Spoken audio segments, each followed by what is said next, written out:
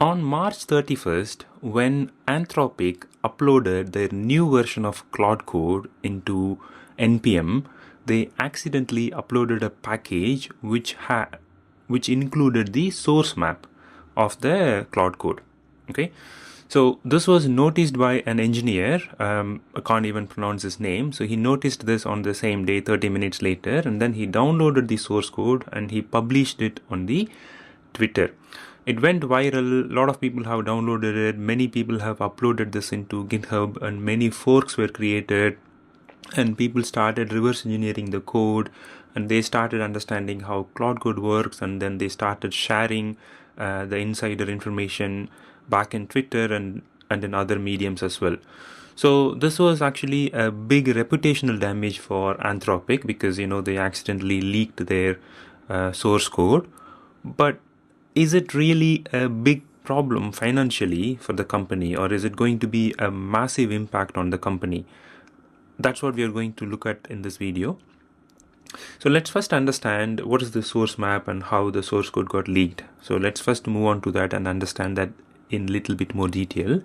Then we will move on to what is Claude Code and what is the implication of the source code leak.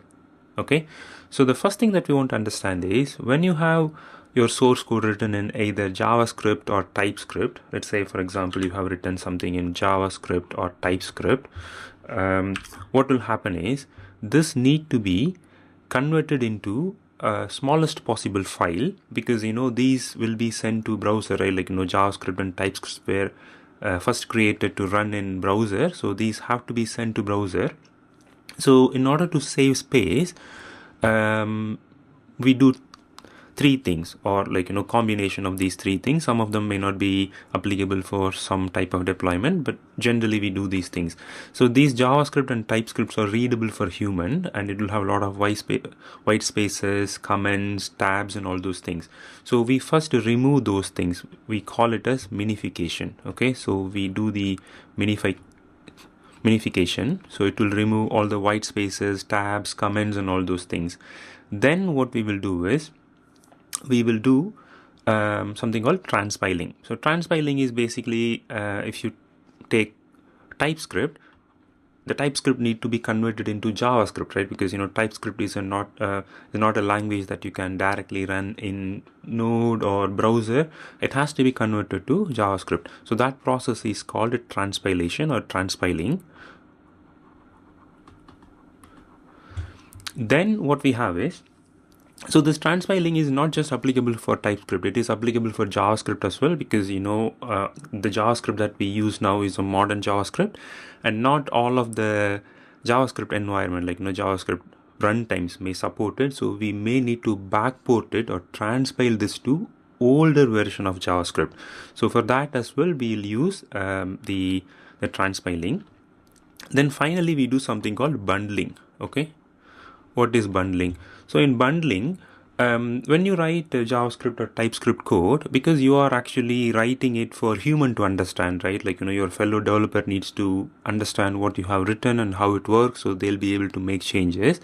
You will normally create these code in multiple files. You will actually organize them in a nice, easy way for fellow developers to understand, or future yourself to understand. So you will naturally have many files. Okay, so you'll naturally have many files, and those files are not required. Like we can just have one single file when you send the code back to browser, right? So that way also you can save your network bandwidth and the calls that happens back and forth between your browser and server.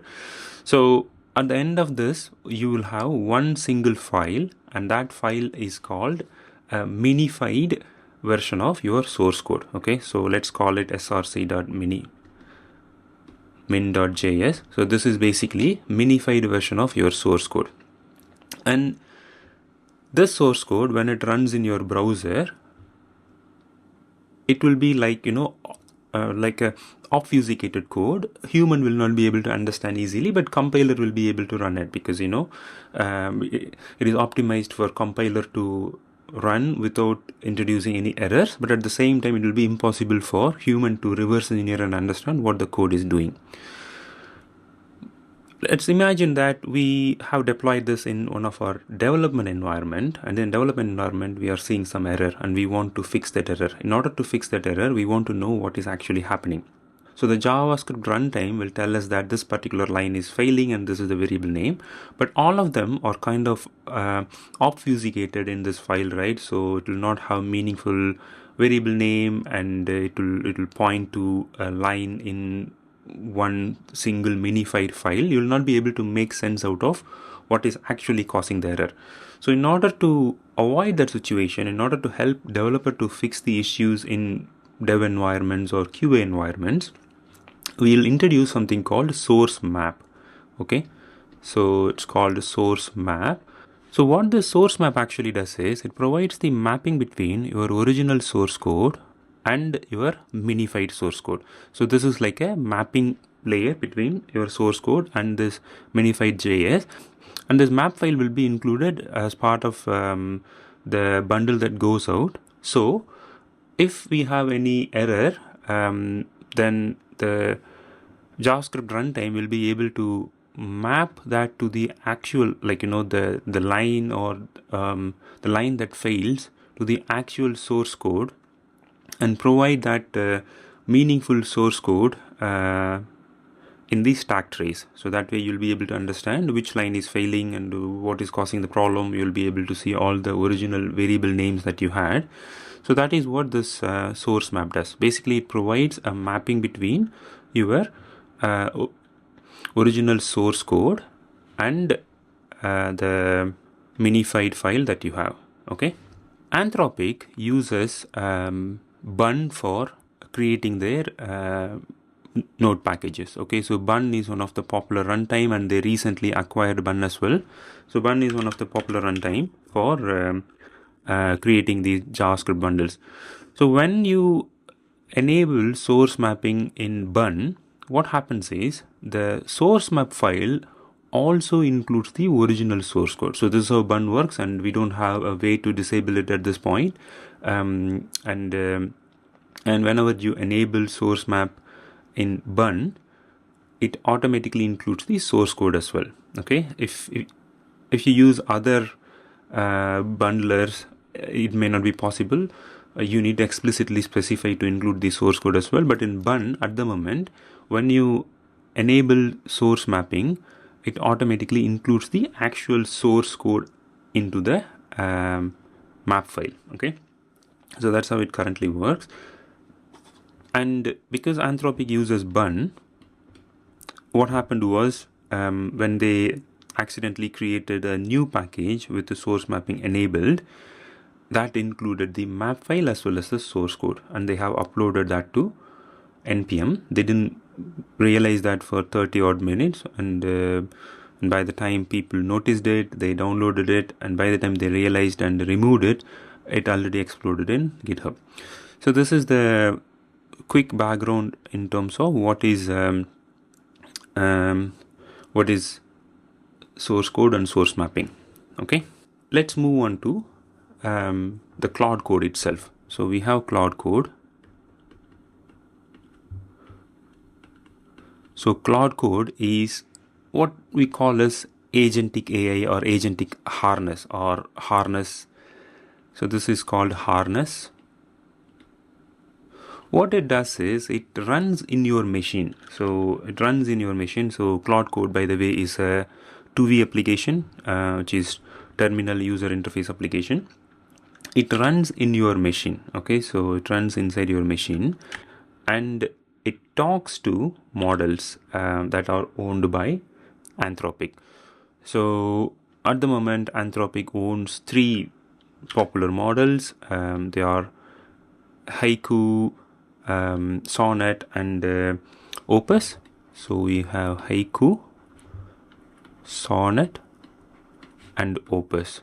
So these are the model that are owned by Anthropic, and these models are running in their cloud infrastructure in GPUs, and this Claude Code will be interacting with these models to complete whatever that we want it to complete. So if you think of So basically you can think of this as a brain. Okay, so these models are brain, these are running in a cloud infrastructure, and this Claude Code is the one that sits between you or your machine and these models. So when you ask something, or when you ask Claude Code to write code, you'll be entering your prompt in Claude Code, the terminal user interface, and what it does is it pre-processes it, and it kind of optimizes it, and it sends that to one of these models. So one of these models will receive that. So you can choose the model that you want to send it to, right? So you choose your model and it will be sent to that model. And then what this model will do is the model will send some instruction back to Claude Code in a very specific format, and that is very easy for Claude Code to understand. So this will have information to take some actions on the machine where it is running. For example, if you have asked Claude Code to explore and explain what is happening in one of your code file, then that information will be sent to your model. Then the model will ask this Claude Code to find that file and get the content of that file and share that back to the model. So that instruction will be coming from the model in a specific format that this Claude Code can easily parse and execute. So this we call as tool execution, because the Claude Code itself is running on your machine, right? So the model cannot run anything on your machine. So it sends instruction to this Claude Code which is running on your machine, so it can perform those actions and send the response back to the model. And while this is happening, if it needs to show you some information or update, or if it needs to clarify something, or if it wants to ask you questions, those will also be presented in the same user interface that we see, which is the terminal user interface, which is part of Claude Code. So if you see this is basically like a middleman, right? So it sits between the actual brain, which is the model, and your machine or you. And the source code leak has happened for this Claude Code agent, not for the models. We still don't have the model weights or architecture, and which is completely closed source, hidden behind. It is not leaked. The source code for Claude Code is leaked.